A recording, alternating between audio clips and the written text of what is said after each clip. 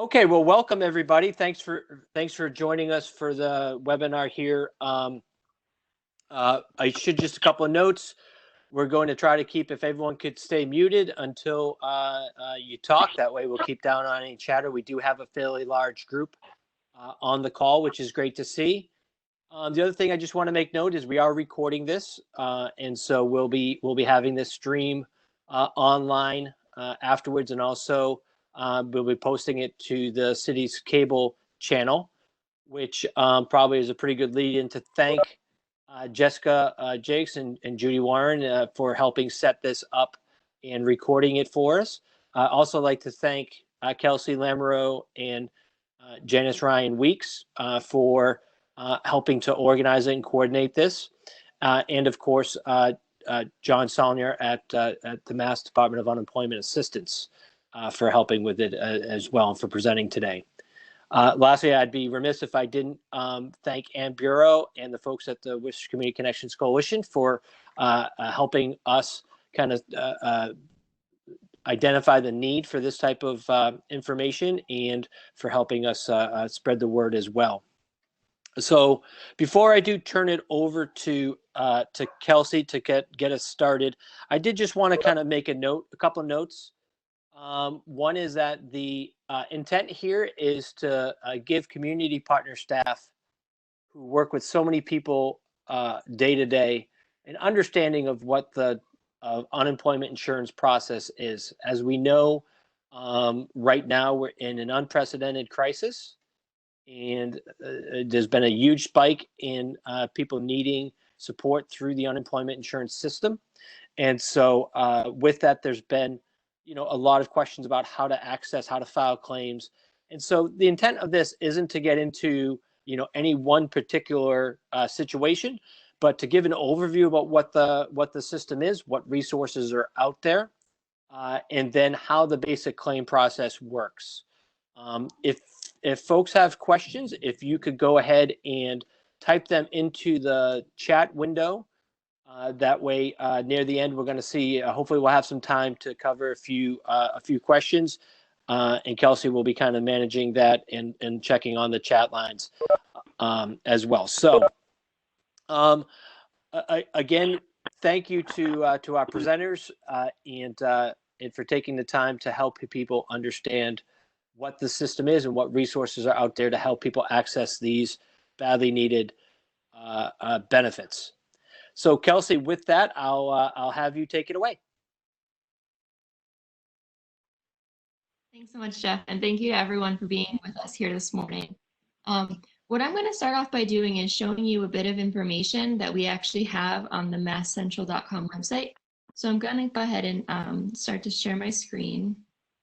Okay, so what I'm going to do is I'm going to start by showing the masshirecentral.com website.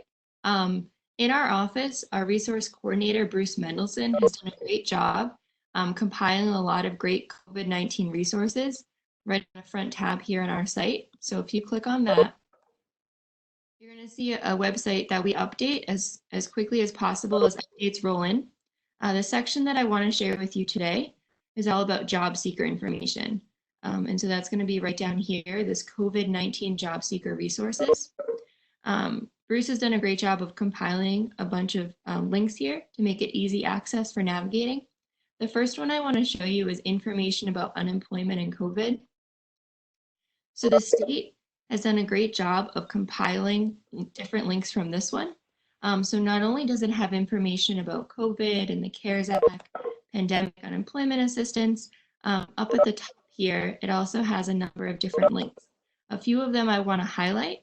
The first one is about applying for benefits. So if you have an individual who's looking to apply for unemployment benefits, this is where they would go to apply for that. And I'll just click on the link to show you what that looks like. So they're able to apply right here. Another thing that they can do is access the call center information right here and the telecert line for weekly claims. And so that's a good resource there. I'm going to go back to the COVID page. That's going to kind of be my home base for a little bit because I want to show you a couple of different things here. The DUA has created a system for individuals to request contact from DTA, like a callback, sorry, DUA, a callback. So if they click on this link on the COVID page, they can fill in their information.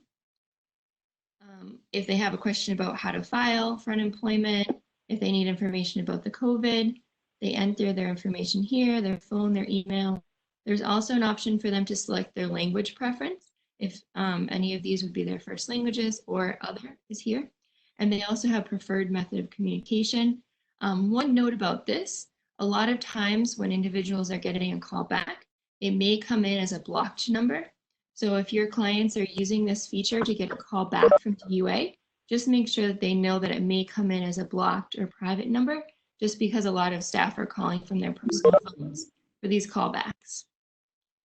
Another way that individuals can get assistance in DUA about filing is to visit the DUA virtual town halls.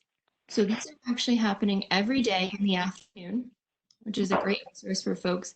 And usually they're in the afternoon between 2 and 2:30 p.m. I do want to highlight that Saturdays are held in Spanish.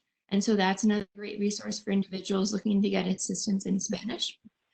Individuals don't need to sign up ahead of time. If they want to get a call or a reminder, they would want to fill this out and then select to submit this to get a reminder about it. If an individual doesn't want to register on the time of the event, they can just click here and they'll go directly to the presentation. Individuals can ask questions during the presentation, both through an online chat function or just through a phone call and to call in that way. So the virtual town hall is a great resource for folks. So I'm going to go back to the Mass Hire website for a second here, back to this job seeker resources that we were on before. And I want to show you another resource here in Spanish. So this has been a new thing that the state has implemented to help individuals who want the same COVID resources in Spanish. You'll see a number of different links here with great information. But one of the most interesting features is that the state has actually launched an application that individuals can submit in Spanish using only a mobile device. So individuals can click here for that application. Take a second to load. This is a great feature for individuals who are applying on a mobile device. We know technology access can be limited for a lot of folks. And so you can see they just kind of agree to the terms here and click next. And then they're actually able to enter all of their information on this mobile-friendly application. So we saw that as a great resource there. I'm going to go back to the same job seeker resources page and show you one other thing here. This is for pandemic unemployment assistance. This is for individuals who are self-employed, independent contractors, gig economy workers, and more. Individuals can click on this link to go to pandemic unemployment assistance and get all information about applying in English, as well as some information here in Spanish for that. So I wanted to show you this for individuals who are self-employed. As we talked about many times, the community access to information in multiple languages is so important. So I do want to show you one other feature. If you go back to the main unemployment assistance website and you scroll all the way to the bottom through all these great resources here, there's something called DUA Multilingual Services. And so this is another great resource to share with folks in your community, where individuals can access the claimant booklet, debit card information, and many other tasks in lots of different languages here. So I'm just going to show you what the multilingual claimant booklet looks like. So you can see there's a number of different languages here. So these might be a tool that some folks don't know about. I'm going to go back to kind of the main site here. Let me see. I'm going to stop sharing my screen and see if there's any questions. If anyone has a question about any of that, if you want to just post it in the chat box there. I know we went through those rather quickly, but hopefully if you guys go back to kind of the main homepage at masshirecentral.com, you'll be able to access that information. Seeing no questions in the chat box, I'm going to turn it over to Janice to give us some updates from the Center. Good morning, everyone. Thank you for showing. I hope that you'll find that the sharing will be helpful to you, and the fact that we're recording it, that you'll be able to pass it on to other individuals that might be able to make good use of it as well. And so today we're primarily talking about DUA and unemployment insurance resources, but I also wanted to remind everyone that Mass Higher Central Career Centers in Worcester and Southbridge are closed, but we are still functioning remotely, providing services to employers and job seekers by utilizing the phone, text, email, and video conferencing technology. Our business services team was involved in the addition of the JobGet app as one of the resources that the team is able to provide. And the team continues to reach out to area employers, including those who have elected to utilize JobGet, to determine what additional services may be instrumental in meeting employers' critical needs during this pandemic period. The business services team is also able to share information and coordinate efforts with employers that may have state's Mass Biz Work programs, which can also be accessed at mass.gov. I believe that Jeff Turgeon will be talking a little more about JobGet, which is an app that we are utilizing here in Central Mass. Initially, the board was coordinating an online tool between the board and the Career Center to match critical need employers with individuals who were looking for employment during this time. And we were able to partner with JobGet to a tool that is less labor intensive, which we're utilizing at this point. The Career Center continues to offer services to job seekers as well, using the remote tools mentioned before. And we are, believe it or not, still taking on new members to assist with job readiness and job search.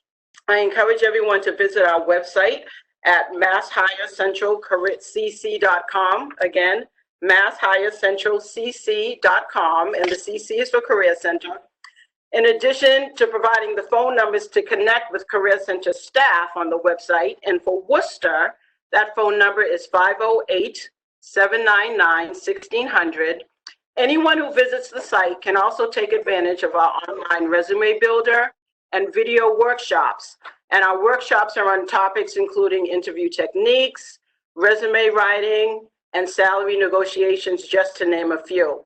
The website also offers links to free online tutorials and a whole host of other resources.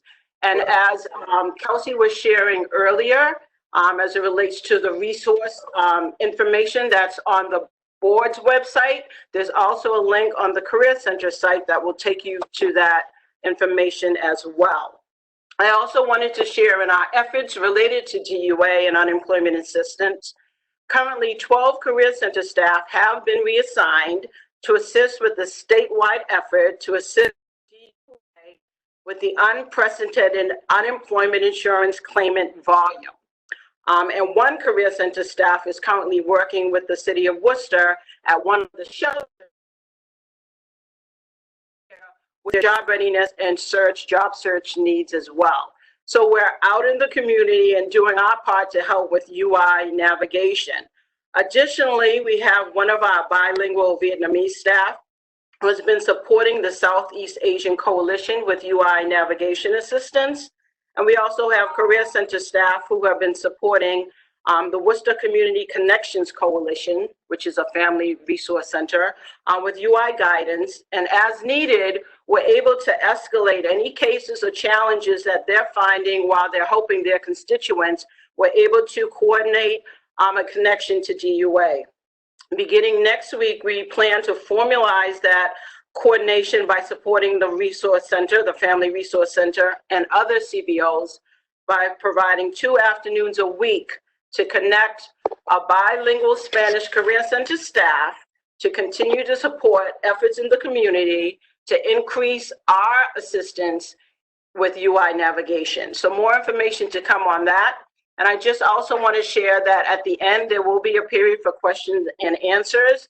And also joining on the webinar today is the Career Center Ops Manager for Worcester, Her name is Sonia Hernandez, and so she will be available at the end should there be any need for bilingual Spanish translation. So thank you for joining us today, and we look forward to assisting you.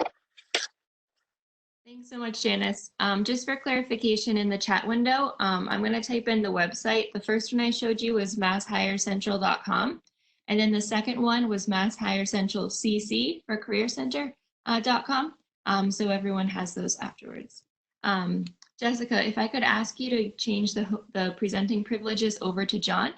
John's going to hopefully be able to share his screen and then show us a PowerPoint explaining how folks can actually apply for unemployment assistance. All right. Can everyone hear me? Yes, we can hear you, John. Oh, great, thank you.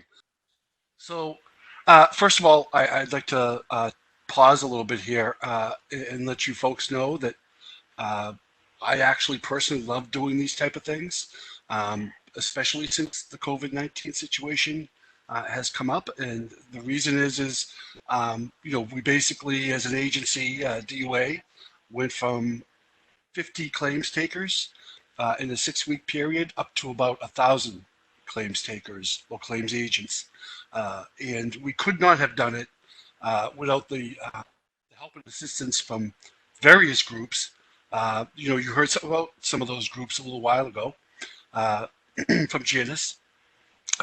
So I just wanted to, you know, let you folks know that, you know, the Department of Unemployment Assistance, although we pride ourselves in being able to handle the enormous task in front of us, realize that without the help of you folks, we wouldn't be going very far. You're gonna be hearing some numbers probably later on this week. Unfortunately, it's embargo information, so I won't be sharing too much about that. But you're gonna be hearing some numbers about exactly how much we've accomplished in the last 6 weeks, and it's just an inspiring thing, not just from a DUA perspective, but from the mass team that we've assembled to take this on. So with that, I want to start off and just go right into the presentation about UI Online. This is actually a presentation that we use to onboard current staff. I'm not going to go into detail because it's usually like a 3-hour presentation. It's about 40 slides. I do want to touch upon the different areas of a claim that are certainly like pinpoints for people when they file a claim with us. And I know this is our UI Online application, which has been around since 2013. I just do want to point out that we mentioned, Kelsey mentioned the PUA application that you can find on mass.gov. That's actually a separate system that we've used. So we've actually just brought that on in the last 6 weeks. And it's a streamlined process in order to get people through the PUA application process. But as it stands right now, just to let everyone know, in order to go for PUA, you have to actually go through UI Online to be denied regular unemployment insurance. So you know, this process here will you know, be able to help people get through that process. Okay, filing a claim for unemployment insurance in Massachusetts. We are located at uionline.detma.org. That's actually the staff webpage. What the folks that you're going to be able to do is probably have them go through the mass.gov portal, which is the Claimant portal.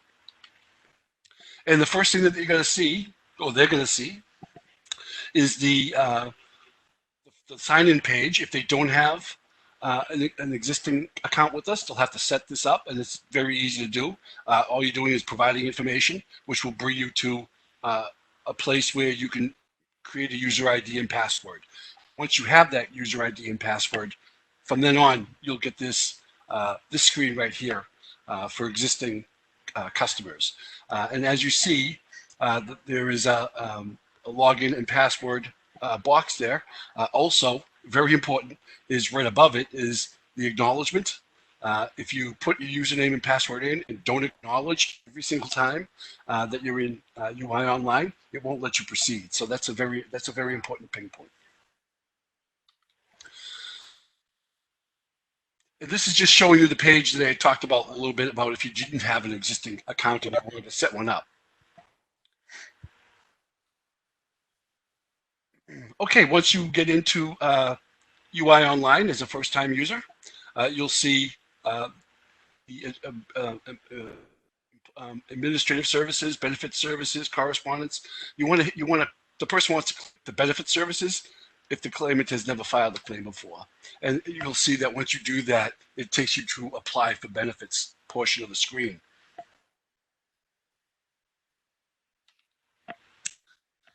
This particular screen here is just an informational screen for folks, just to let them know that if they have any questions before they get into the process, they should probably go through the individual questions here and then hit the start the unemployment benefits application process. All right, the next screen that they're going to get is obviously a screen that has quite a bit of information that we tell people that they should have available to them when they file their claim. And you'll see it's, social security number, if you're not a U.S. citizen, your alien registration number. And when I get to that screen, I'm going to point out some of the ping points there. Employment history, mailing address, telephone number, date of birth, etc. Okay, so then now we get to the next screen is another acknowledgement that we're required to do for SSA, the Social Security Administration, since we do use Social Security numbers. And this is just basically telling the person about the privacy authorization for the data that they're about to enter, and they have to agree to it.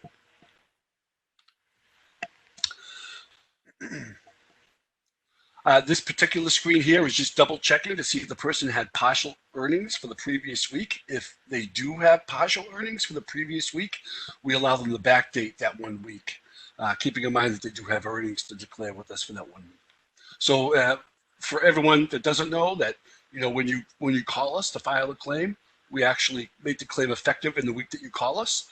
This screen here is the one exception, is if you had the partial earnings the prior week.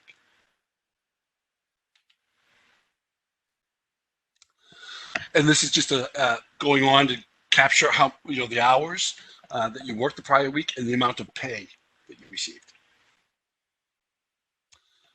All right. This is a new screen.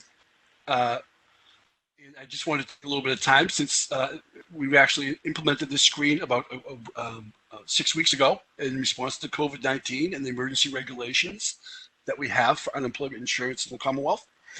And basically, it's asking the first question here is asking us, is this unemployment insurance claim the result of the effects of COVID-19? And you'll see that we have some descriptions down here, employer closed, hours reduced, et cetera, et cetera. And basically, it's a very wide open category of folks. What we try to do here is separate the folks that lost employment non-COVID from the people that did lose employment from COVID, because we actually have now 2 different processes because of the emergency regulations that we have to help that. What it basically comes down to is the reality is just about 99% of the people that we could see are filing the claims in response to the COVID-19, which allows them to go through our process a little bit quicker because the rules are a little bit different than a regular UI claim. And then the initial questions down here is the stuff that we've always had. We just want to identify what kind of wage information you're going to be giving us. Of course, we want to know about the wage information and the different types of employers because that becomes critical in order for us to establish the monetary determination on a claim, which is actually the first step to a claim.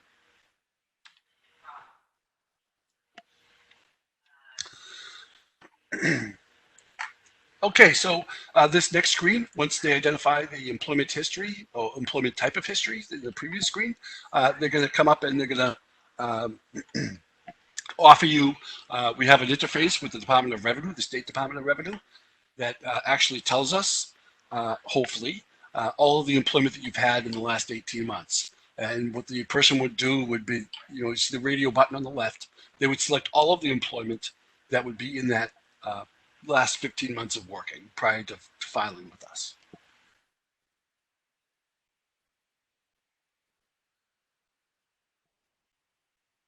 Okay, so this next screen here will talk to us about start getting into specific information about the person. There's a mix here of information that we need, like social security number, date of birth, but there's also other information here that's starting to get into the LMI information that we collect. And then we also want you to set up your security passwords with security questions. So you can go through the password reset process if need be.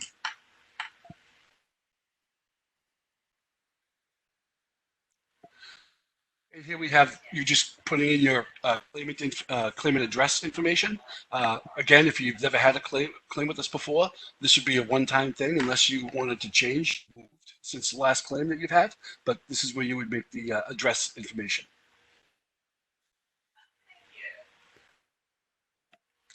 Okay, this is one of those things I want to take my time with a little bit here. You have personal information for mailing address and telephone number, first part of this screen. And then it's going to ask you, how do you want to receive your benefits? Or how do you want to receive your, how do you want to receive your correspondence? So UIO, UI Online, actually we message people through their inbox that they have with us. And this is how you would make the decision of how you want to receive your correspondence from us, either electronically or U.S. mail. Of course, we want people to do the electronic version because they would receive an email anytime we sent out a correspondence saying, can you go to your inbox? You have mail, as opposed to using traditional U.S. mail. And we want to, down here at the bottom, the last question is the primary language question. We just want to make sure that people identify if they have a language need with us. And the next screen we start getting into, are you a military veteran? Some more LMI information. Are you a U.S. citizen? That type of information. If you, going back to this screen here, you'll notice the question, are you a U.S. citizen? If you say no, it's going to bring up this screen here, which is one of those ping points in a claim that I'd like to spend a little bit of time with. When you have alien residents, I guess is what INS calls them, we actually have an interface with Homeland Security and INS. So we have alien residents actually give us the number and the type of document that they are authorized to work in the country. And what we do is we actually ping over to INS to make sure that the information, this is a legitimate legitimate person and that they're authorized to work. And you'll see that, INS actually has multiple different types of alien registration cards. And here we're just asking them to identify which one that they have, and then identify that they have, and then that way there we'd be able to get the information accurately over to INS for our check. I do want to point out one thing, and that is when they file their claim, they should use the name as written on their alien registration card in UIO, because one of the things that we see is a person might not put their middle name or middle initial in their claim, and it is on their alien registration card, and that could create a problem. So they want to use their alien registration card when filling out the online portion of their name to make sure that it matches.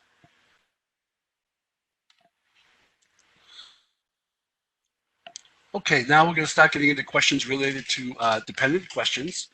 We do offer $25 additional a week per dependent, and if you are the whole or main support in the Commonwealth. And this is the screen that walks you through that step to see if you're eligible for that.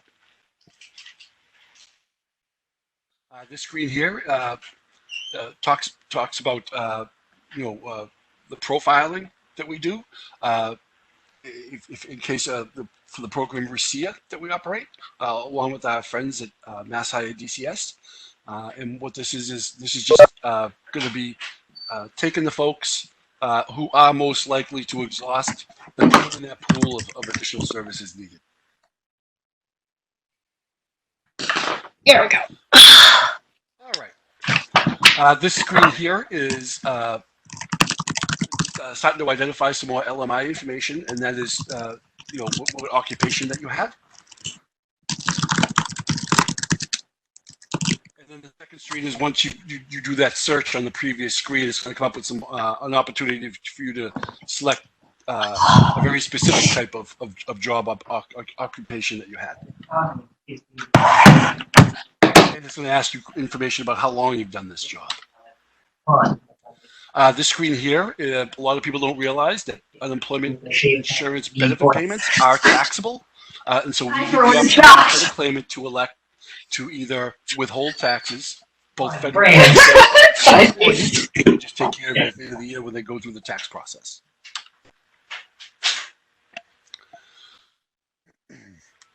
Okay, so now we're going into the payment method for the claimant, and here on this particular screen they're going to choose how they would like to receive their payment, either via a debit card or through direct deposit into an existing account that they have. We obviously, for expediency purposes and efficiency, would like a lot of people to use the direct deposit option. It does require them to have the bank information in order to do that, but this is the screen where you start that process. All right, so here's the employment history section. It's just asking you to, sometimes they have the employment here already. In this particular slide, they didn't show it, but you would be able to, in case you went through the process earlier of identifying the employers in your base period, if you didn't have an employer listed there, this is actually the screen that we'd use to update it and be able to put on that employment. And you do that by the employer name, the city, and the FEIN of the employer. So you'll see here that the city of Boston actually has quite a few different employer accounts with us. And this is all this is doing is making sure that you select the right one for your claim. Okay, so this is the most recent work screen, and you're just going to go out, fill out the information about your employment with the employer, and then add and update as needed to complete the claim process. And it's just a redundant type of thing where they want you to make sure that you identify your employment, the job that you had, the occupation that you had. And then here's the screen that talks about why specifically why are you in a period of unemployment, and you have with this particular employer, and as you see here, it covers just about everything.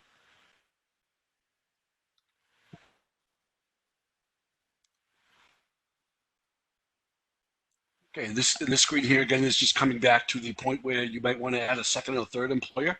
It's just a repeating of the process. Okay, eligibility information. This is just going through the different questions that we ask related to is the claimant receiving any kind of a pension monies or annuities, workman's comp. Those are all things that we have to take into account when looking at a claim.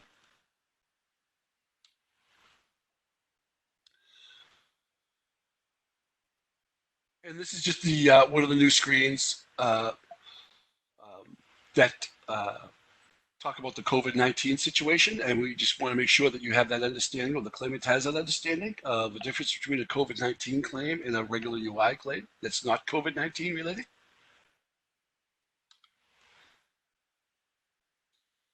Okay, so this is just a screen that's telling you that you're getting to the end of the claim submission process, and you might want to review your answers before we actually go to the the submittal process, and I'll touch on that at the end because there is an important reminder about that. Okay, here you see that the initial questions that you wrote down, you can modify from this point if you made a mistake, but basically you're just reviewing the information you've already data entered. And the same with this one, it goes through residential address, correspondence preference, personal information, work information, and the payment options. And again, if you see any information here that there was a mistake made, that modify button should be hit, and then you'd be able to go back and change the information. And this is the employment information. Of course, we do want to know all about all of your employment in the last 15 months. So it's important that they get this right. They don't want to slow down their claim because of the monetary process. And if we don't correctly identify an employer on an unemployment insurance claim, it is going to cause delays. Okay, so then we get to the stage here, the point of the claim, where we're just going to say to you, okay, we want you to check this box that you've answered all the questions fully and truthfully, and then to validate it, we want you to put your social security number in, and then hit this button down here, which is submit the unemployment insurance application. If you do not do this, and this is one of those ping points, some people will go in and they'll file a claim with us on a Wednesday or Thursday, and they'll not complete it. They figure, well, I need to get information and come back. Well, what happens is every Saturday night between 10 p.m. and midnight, we actually do a sweep of the system, and anyone who did not complete their application, we pull the application out. So this is the point in time where you're going to sit there and say, okay, either I hit the submit button or and make my acknowledgments so I can file the claim, or if I need to get additional information, I have to make sure I get back in there prior to Saturday night at 10 p.m. And then this is just a informational screen. It tells you about, you filed your claim, and the claim is going to be processing. And then if you want to go to your new UI Online homepage, then you click that button down there.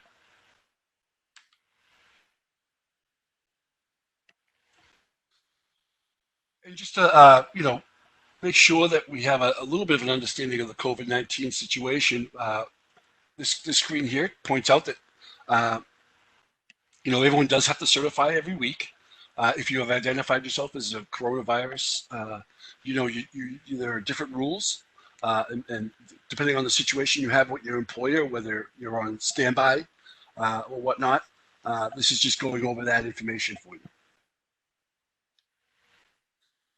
And then here are some useful links and phone numbers. I see that we have a message, or had a message earlier, where the PowerPoint is going to be shared. So this is one of those important screens that you want to keep handy. I will point out that when at the bottom on the left-hand side, where it says form stack log, that was the log that Jessica, I think Kelsey went over the website, the Mass Hire Career Center website, and when she got to the COVID area, there was that ask a question about your UI claim, something to that effect. And it's actually, we call it form stack. That's the technical term for it. But that's what that link is right there. For that presentation, John, that was definitely really helpful. I know that a lot of the service providers, they're online or on the call, probably have some questions. So I want to open it up. If anybody has a question and wants to put it in either the chat box, or if they want to unmute themselves and ask the question verbally, feel free to do so now. John, this is Janice. One of the questions that come to us a lot, and hopefully I know you can provide folks with an answer, how do they reset their passwords? So there is the first step is where they go on to UI Online and try to sign in. There is a reset password option. However, we changed reset password a couple of years back. So what happened was we weren't collecting the information that we now use for reset password. Like we never required an email address. We do now for the past couple of years, so we could facilitate reset password, or self-service reset password, I should say. So basically, if you have a claim that you filed in the last couple of years and you've given us that information, you'd be able to go through using that right on the front page where you sign in. It says, "I forgot my password," type of thing. You'd be able to go through that process and reset your password. If you don't, if you have an older claim or older history with us and you never provided the email address to us, you would have to call the call center and let them know that you're unable to reset your password, and then they would help you get through the process of giving us that information so you could go ahead and do self-service reset. Obviously, we use an IVR system to try to direct people to the correct path in order to help them with their claim. One of those is a language identification process. If they don't hear their language being offered, because we do have some staff that have the ability to speak certain languages, but if we don't have staff, they would actually be connected to a person who would help them with a language service. We also have contracted out to a language service vendor, so we'd be able to do that. Janice, you were kind of breaking up a bit. Did I answer all of your questions? Janice, did that fully answer your question? Good. John, one question that came into the chat window. How do people apply for unemployment if they don't have access to a computer? Okay, so then we'd have to use that 877-626-6800 number, which is a phone-in number, and go call right into the call center. We try to encourage people, of course, in these times to do everything electronically, but we also realize at the same time that as a society, not everyone has a ability to do it, or the built-up skills to complete the online process. So that's why we still offer the call center call-in option. And John, that number, can you say it one more time? Sure, it's 877-626-6800. It may sound familiar because we also have the 617-626-6800, and that's the one that you usually see out there. I did notice the information that you went through before on mass.gov. It is the 877 number, which is good, because we actually want people to use that number instead of the 617 one. One question that I've been hearing from folks is, can you provide some information about the additional $600 per week? And just giving an overview of that and just clarifying if folks need to do anything extra with that. Yeah, so basically the $600 payment is something that the federal government put in as part of the CARES Act. And basically it reads that if you have a regular state UI, a pandemic extended unemployment compensation claim, a pandemic disaster claim, or PUA, and then there's a fourth one. There's a fourth program that we're operating right now. Then you, in addition to your regular payment rate that you would normally get under those programs, you would also get $600 for any week that you receive any other payment. And it's built in right behind the scenes. So if you go ahead and get approved for one of those four programs, when you start receiving payment, that $600 is going to just naturally kick right into the amount of that you receive in your bank or on your debit card. I do want to point out that if you choose to take taxes out, they will take taxes out of the $600, as well as the regular payment benefit amount that you have with us. As long as you were online, we saw that you had the option of having taxes being taken out, and if you choose that option, it'll also take out the taxes on the additional $600. Thanks, John. Another question that just came to the chat window. Can you explain a little more about the question that states, are you a union member who is currently seeking work exclusively through a union hiring hall or business agent? Yeah, sure. So again, the RICIA program, which is the program that we use to make sure that the people that file an unemployment claim and who are most likely to exhaust would be, sent through the RICIA program.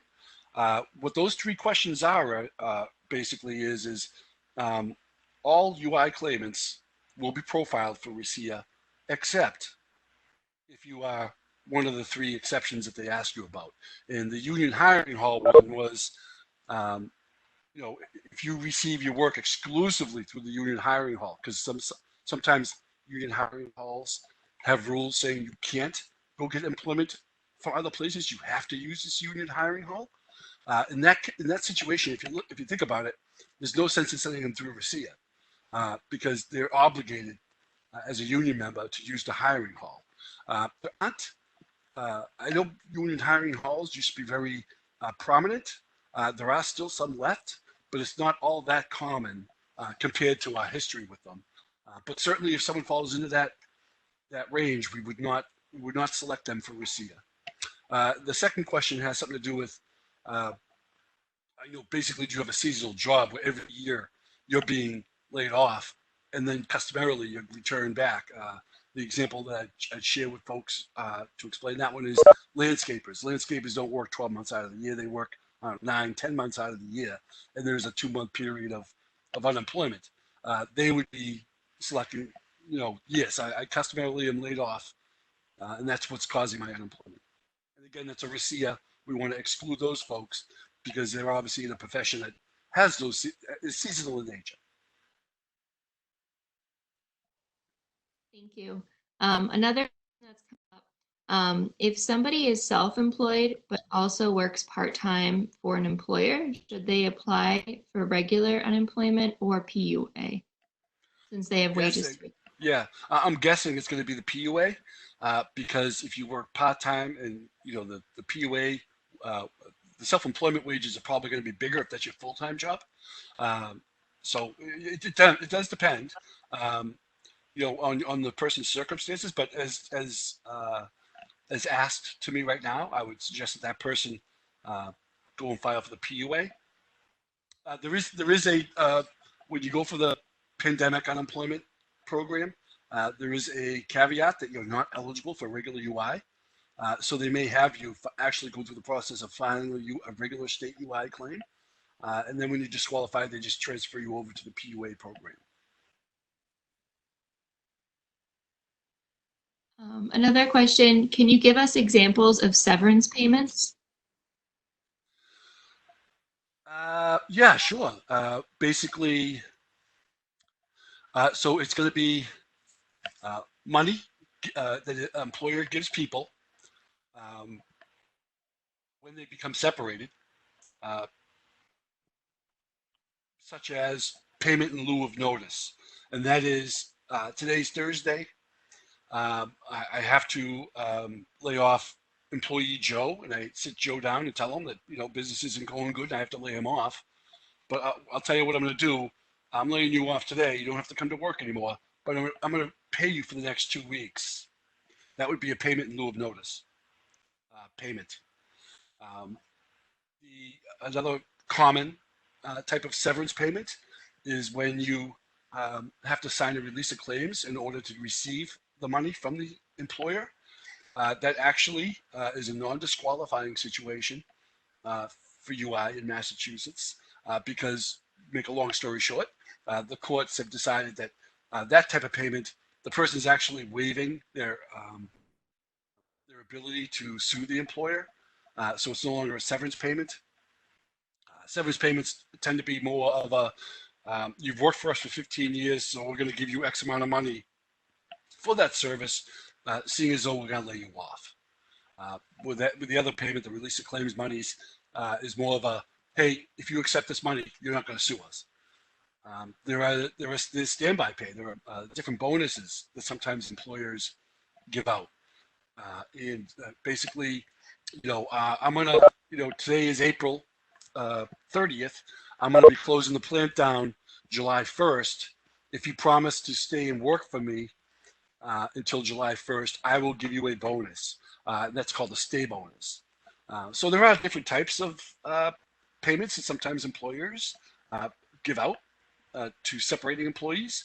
And, basically, we have to look at those payments, make the determination. There are different rules involved.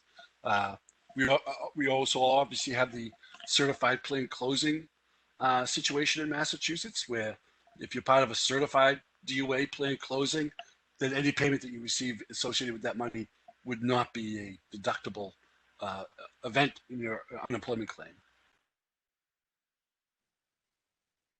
Another question that we have, if you work full-time but also had a part-time job that is currently closed due to COVID-19, can you apply for the part-time income you no longer have? So if you're working full-time and part-time, and the part-time job was COVID-19, what would happen is you'd be disqualified because you're still working full-time. So that's why when I went through the employment history on UI Online, I said we have to know about all of your employment in the last 15 months. That's because we look at the totality of the situation, not just necessarily your separation from that employment that caused you to file an application with us. Okay. Another question, for those that are receiving PUA and are self-employed business owners and receive past due payments from customers for a service rendered prior to COVID-19 while collecting PUA, should that income be claimed in the weekly certification of collecting benefits? It should be claimed in the week that it's earned. So, you kind of, it's a similar thing with regular non-self-employed UI folks. Basically, you would keep track throughout the week of what you would be making, even though they haven't paid you yet, and report the net, not the gross, the net. So you're, in a self-employed situation, you're allowed to deduct expenses and whatnot. So you'd be able to report the net amount. Okay. Another question, in what circumstances are people eligible for extended unemployment insurance benefits, and should people be applying for extended benefits before applying for PUA? Yeah, so right now we do have the extended benefits program. Well, first of all, the pandemic extended benefits program is on the books, and we're awaiting USDOL guidance to actually implement it. Second of all, the numbers are looking that the regular extended benefits program, or EB program, may at some point kick in. So we have a couple of different things here. When that would be determines on the numbers that we submit to DOL for EB. For the pandemic one, that's going to be kicking in, and that's going to be kicking in going back to July of 2019.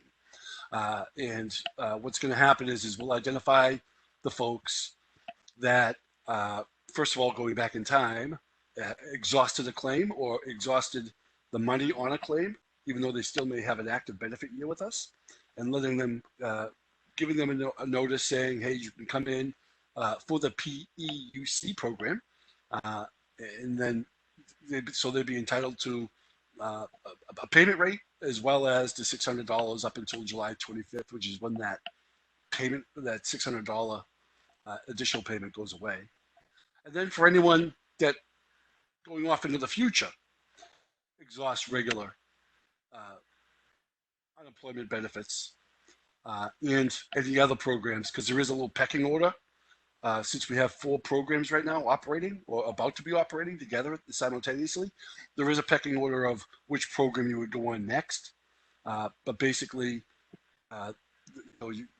people, it's just a matter of navigating the person's situation and researching the particular program that they're in and that they should go to. So I hope that answered the question.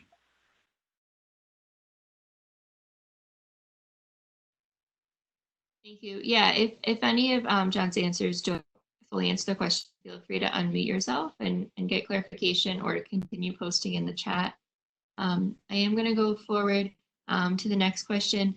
I've been hearing from constituents who still haven't received their first $600 CARES Act deposit from the week of March 29th Do you know why this payment has been delayed and when it might be deposited? Yeah, sure.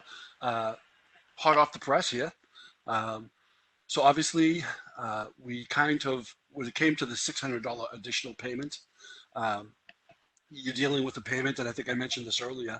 We kind of did this behind the scenes process where if they received any monies, any payment rate from one of the 4 programs that we're currently operating, we would automatically attach the $600 to that payment without the claimant having to do anything. What it did was it created a situation where we actually didn't. We had to take the payments for some people early on and pay them outside of UI Online. So it's just a matter of coming up with a fix to go back in time, assess who did not get that $600 payment, and then run a job, what we call a batch job, to make sure that they do. I could say that situation is somewhere around, I think the list is somewhere around 80,000 people that we've identified. And the fix itself should be happening this weekend, probably Saturday night. So by the early to middle of next week, we should be up and running, and everyone should be made whole, if you will, on that $600 payment. And then moving forward, the $600 payment is part of UI Online now, so there should be no more interruptions. Thank you. Another question, for a hair salon / barbers, when you add employment history, what should they put? Would they put the hair salon name? For hair salon, yeah. I mean, sometimes, like the hair salon actually is a DBA, the name of the hair salon. So when an employer, I call it the 590 form, there is actually a law that says that when you separate someone, regardless of the separation reason, you have to give them this pamphlet about unemployment insurance. On that unemployment insurance is an FEIN and the name on the state account. So that salon owner or barbershop owner should be letting people know when they're going that, this is my state ID number for the business that you're going to be filing against, type of thing. But if not, again, we do have it set up in UI Online that hopefully, if the employer has kept up with their quarterly payments, that that would be attached to this claimant when they come in and put their social security number in. We'd see that and grab it for the claim experience itself. But sometimes it does not work out that way. Sometimes the claimant does have to go back to the employer and say, hey, what's your state ID number? Thank you, John. As a reminder, Janice just wanted to mention that we do have a Spanish translator on the call. If anyone wants to ask a question in Spanish, Sonia's happy to translate. The next question we do have, people who have applied since March for unemployment benefits, some of them were not aware that they needed to claim for each week. Can you get retroactive payments, or will they lose all these weeks that they didn't claim? Yeah, so you have up to 3 weeks to claim a week without it being a problem on your claim. We do have special rules now. What I would do is have the person call the call center and tell them, I missed a few weeks here. You might be able to go in to UI Online on your account and sign for previous weeks that you didn't sign for. It might let you do that. So I would go that route. Definitely beyond 3 weeks, though, it might create a little bit of a slowdown to get the payment for those weeks. But definitely check your UI Online account. It will tell you if you have a previous week that you're eligible to collect for, but you haven't yet, or call the call center.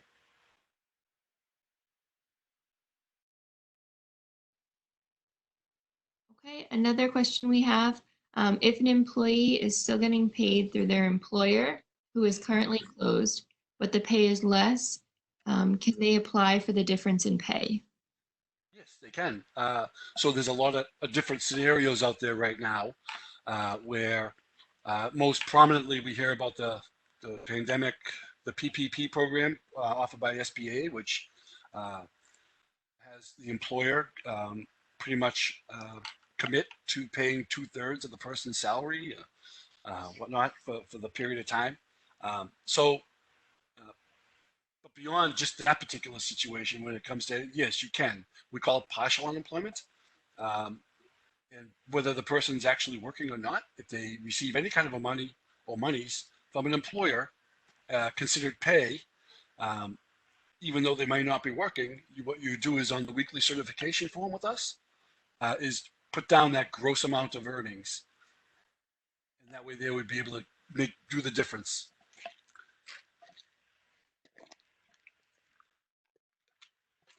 Wait, can I just jump in? Sure. Okay. I don't. First, thank you so much. This is really helpful. I asked about the extended benefits, and I just want to make sure I'm clear. So, you're saying that it has pandemic extended benefits are hopefully soon to be implemented, but in general, people will be contacted for extended benefits. Like if somebody's benefits already ran out, let's say. Yeah. So actually, the PEUC, the Pandemic Employment Extended Unemployment Compensation Program, which is similar to the old TOOC, they just gave it a different name, has a reach back to July of 2019. So we have to go through the process of A, building in UI Online, the ability for people to claim off that program, and then B, we have to identify those folks that have exhausted back in time, or ran out, or the benefit year expired, or whatever the case may be, and send them a letter saying, go back onto your account, go through the PEUC process that we're going to have on UI Online, so they can start receiving benefits. So should a person in that situation, should they just wait to be contacted?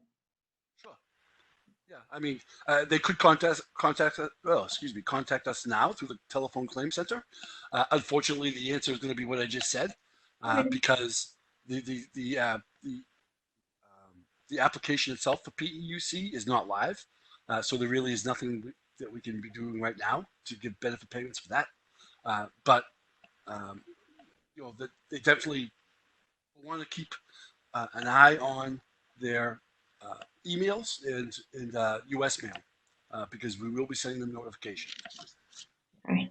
Thank you. I did have another question come up in the chat. I have a client who is currently laid off due to COVID-19, and she's trying to apply for unemployment benefits. However, she applied for unemployment benefits 3 years ago, and she owes money, and now she's being denied for unemployment benefits. What should she or he do? Okay, so obviously the CARES Act is a federal rule or law that we're implementing alongside our regular state UI program. With that comes certain rules, and one of the things that they said about CARES Act payments is it would be still be subject to overpayment collection procedures. So if someone had a previous overpayment, they have not yet paid us back for that overpayment, what they would do is they would file their claim now and certify every week, and then when we do a benefit offset, and that benefit offset will, as soon as the person pays back the amount of money, the money will start kicking in. And that the $600 additional payment is also included in that. We have to use that money for benefit offsets as well. Thank you for that, John. No problem. That's a tough one. Seeing that there are no other questions, I just want to say thank you to everyone who's presented during this, and for everyone who's attended. I know that there's lots of folks in the community that are really eager to access benefits during this difficult time, and we're happy to have John here and the other presenters to give information to increase our capacity. John, one question that did just come through. Some folks are wondering, what is your title at DUI? My title is the Director of Benefit Performance. So I report directly to Rick Jeffers, who's the UI Director in the Commonwealth. If anyone else has any other questions or any difficulty accessing the video, again, just email me directly at lamrok@masshirecentral.com. Thank you to everyone for your time. I really do appreciate it. I know we've all got a big long list of things to get back to, so I just want to wish you all a good day. And Kelsey, thank you for coordinating this. Yes, thank you. Have a great day, everyone.